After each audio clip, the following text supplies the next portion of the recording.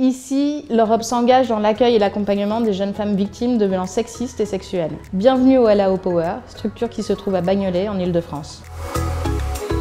Le LAO Power est une structure d'accueil de jour qui est un des 3 établissements de l'association FIT Une femme un toit qui s'est spécialisée depuis quelques années dans l'accompagnement des plus jeunes femmes victimes de violences sexistes et sexuelles de 15 à 25 ans qui proviennent de Paris et de la Seine-Saint-Denis. C'est une expérimentation. Il y a un constat qui a été fait, c'était que les jeunes femmes étaient les premières à être victimes de violences et les dernières à faire appel aux structures de droit commun ou associations spécialisées. On voit que ces jeunes femmes vivent un continuum de violences intrafamiliales. Elles passent à mariage forcé, viol, ou alors elles fuient le domicile familial, ont un parcours d'errance. Pour s'en sortir, elles vont être prostituées. L'idée, c'est de pouvoir rompre avec ce continuum des violences et qu'elles puissent ensuite se reconstruire sereinement.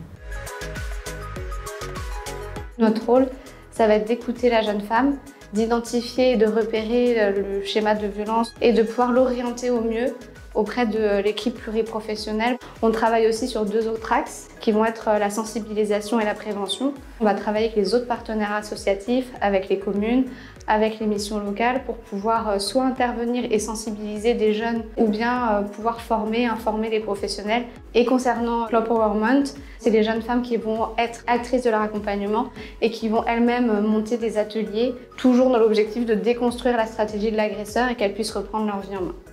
De base, mes parents ils étaient assez violents avec moi et quand il y a eu le 2e confinement, ça a été un peu la crise. Du coup, je voulais vraiment partir de chez moi. J'ai enfin eu le courage d'aller au commissariat de police du 20e et au final, ils ont refusé ma main courante parce que c'était trop grave. J'étais aussi allée au planning familial pour leur demander de l'aide. Et vu que j'étais pas encore majeure et que j'étais pas victime de violence de la part de mon conjoint, ma situation elle se rattachait un peu à aucune association en région parisienne. Vu que je suis pas encore prête à porter plainte, ils m'ont mis en relation avec un intervenant social. Il m'a fait découvrir cette association. Ça m'a apporté un vrai soutien et j'ai pu partir de chez moi et trouver la force pour avancer. Nous étions à 10 jeunes femmes accompagnées par moi à l'ouverture du lieu.